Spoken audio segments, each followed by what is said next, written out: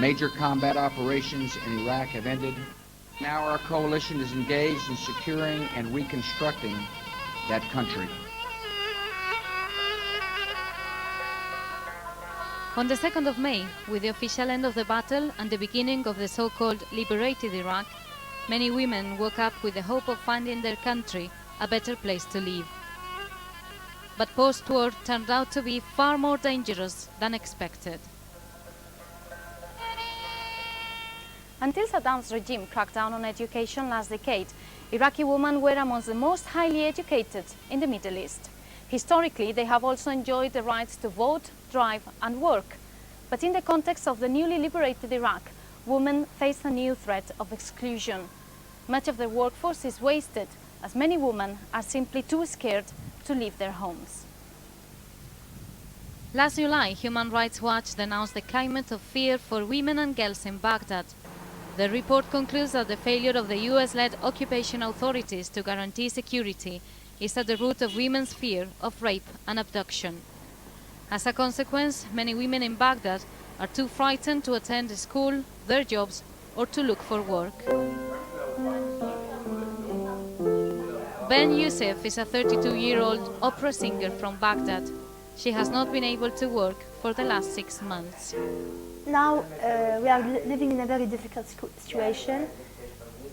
I don't say that we cannot go, never we cannot go, never we go out, but it's not easy. I mean, for women now to walk on the street, it's not easy like before. Before it was better.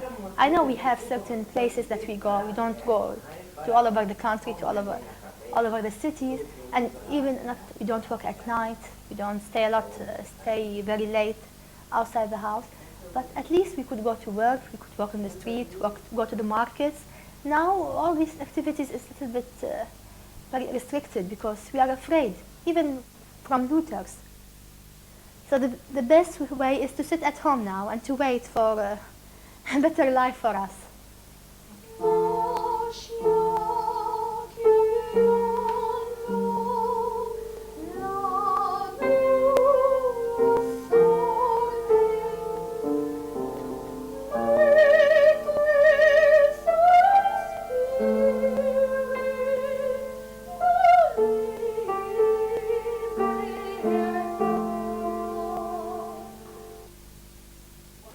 In Al-Qarada, in the center of Baghdad, I visited a health center where only women are allowed. 64-year-old Janet gives fitness and beauty treatments in her converted living room.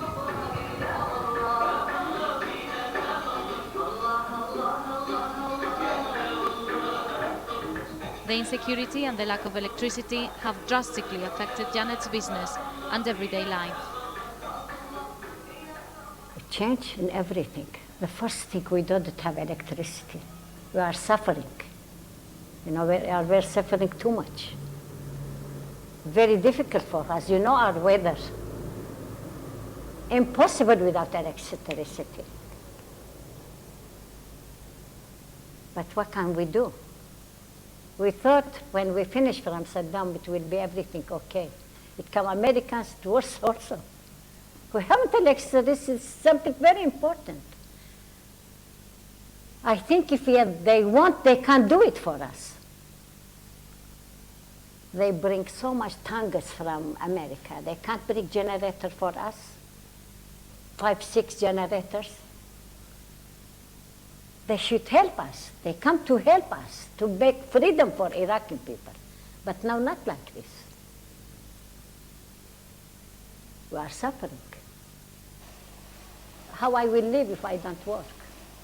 The most important is security you have at your country and the electricity.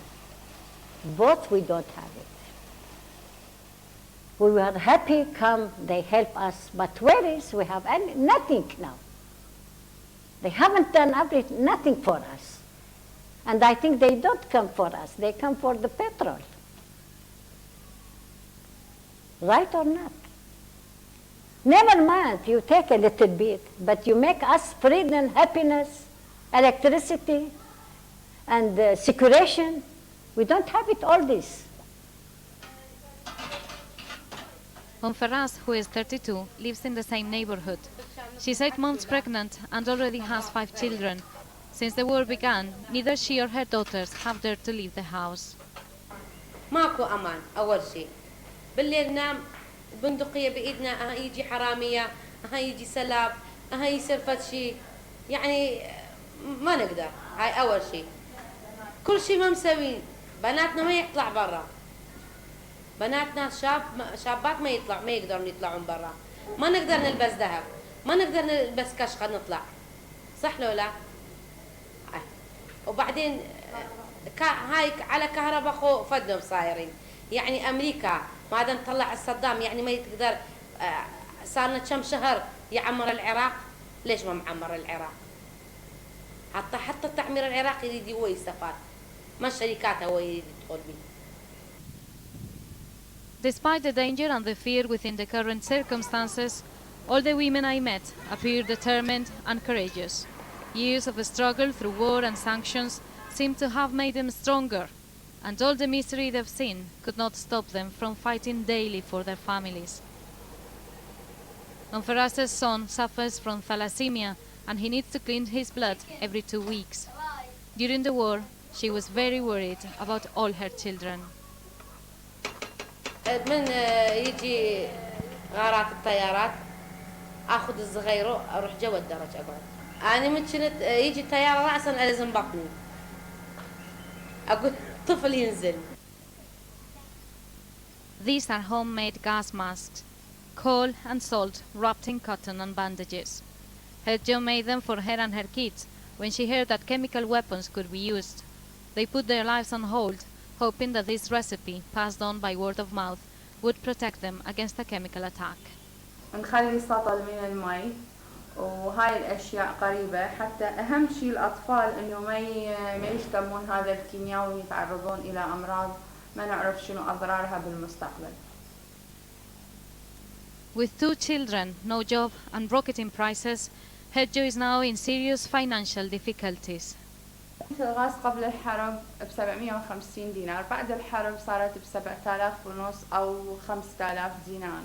هاي القنينة نستعملها للطبخ وللخبز والكثير من الأشياء، والغاز ما متوفر، فاضطرينا إلى أنه نستخدم صوبات نفطية قديمة غير مستعملة الآن للطبخ ولقضاء الحاجة ولتفوير المي. Next door, a Christian family is facing similar difficulties. Since the war, 14-year-old Hanan has only left the house to go to the nearby church and pray for peace. الحرب يعني كانت تمر يعني بخوف، يعني فأنا كنت جدا أخاف، فيعني لما كنت أصلي كنت يعني أشعر أنا يعني مبتعدة عنها، فيعني أطلب من الله أنه يعني بعد هاي الحرب، بعد تجي أي حرب بعد تجي. Tonight, 2 of the girls struggle to prepare for an exam next morning. As usual, the heat is unbearable and there is no electricity. 22-year-old Zinan studies biology at Baghdad University. Despite the current circumstances, she still hopes for freedom.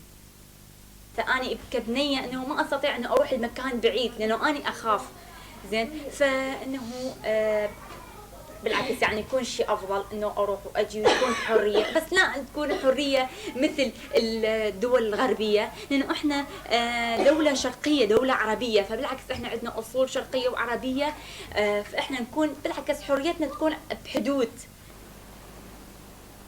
Despite the official end of the war, many Iraqi women still have a fierce fight ahead. Most struggle every day just to feed their families, every time they go shopping and whenever they go to work.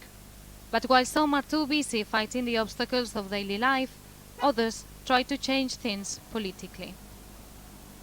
Dr. Zina teaches mathematics at Baghdad University.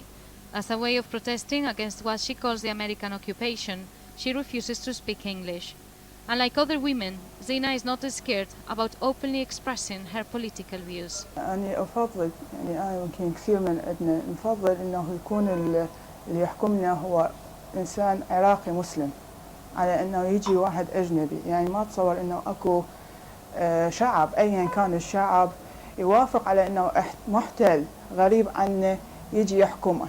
يعني العملية صعبة. Zina doesn't see any improvement in Iraq since the Americans arrived. and thinks they're using methods similar to those adopted by Saddam Hussein. أنا هسه مو من حقي إني أنا أسافر لأسباب كان صدام يعني منطينا إياها، أسباب إني أنا عندي شهادة واللي حفاظ على الشهادات، فكان دي يمنع هذا الشيء. هسه رغم أنه موجودة بس هم مانعين السفر يعني كأنما أنا بالنسبة لي ما تغير عندي أي شيء، اللي ما كنت ممنوعة به ممنوعة هسه. فحتى يعني ترجع المرأة كل حقوقها كل هذا يرجعوها على ما هو موجود في الإسلام، والمرأة تأخذ كل حقوقها. Amida and Zafira have been fighting for years for the rights of Iraqi women and children. They both took active roles in the women's movement since the 1950s. In 1953, Amida became one of the first female journalists in Iraq when she started writing for a national newspaper. In 1964, the government banned Zafira's book of short stories. She was then taken to prison and tortured. She hopes soon she'll be able to publish what she has been writing secretly for years. But both Zafira and Amida are skeptical about what the US-led coalition forces have to offer for the future of women in Iraq. Well, I think the thing that they are coming to give us, we have it before they say that they are going to give us. We have women's rights, we have something maybe European women haven't. Equal wages for equal jobs. We have equal jobs for men and women in colleges, teachers, newspapers, everywhere. You know, so we have these rights before Americans come here. I am optimistic that it will be better for us and for children, our children. احنا دولة زنقين، يعني عندنا نفط وعندنا بترول، ليش بكل دولة يقولون والله مساعدات لأهل العراق، مساعدات لأهل العراق؟ أهل العراق ما محتاجين، ما دام عندنا نفط، ما دام عندنا نفط احنا ما محتاجين.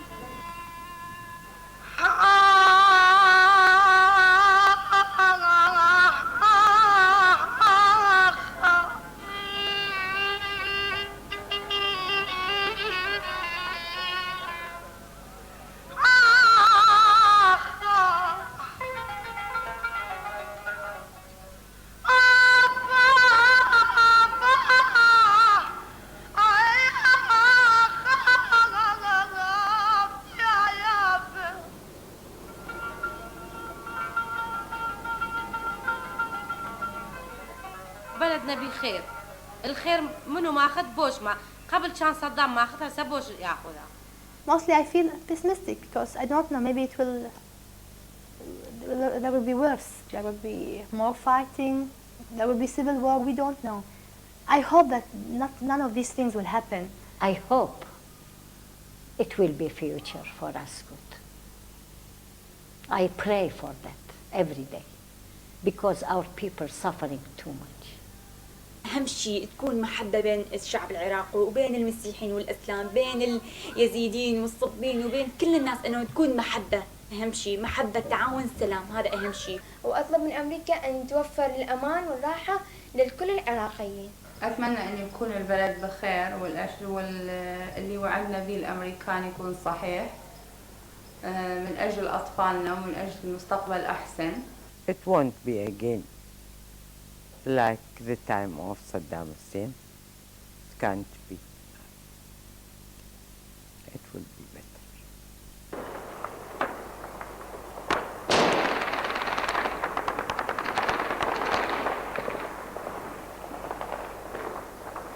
Celebrations on July the 22nd, the night Baghdad heard that Saddam's sons Uday and Qusay had been killed. But there was no fireworks on the following nights. Most Iraqis are still waiting for news that will bring them more than just one night of happiness, still waiting for a new dawn for their country.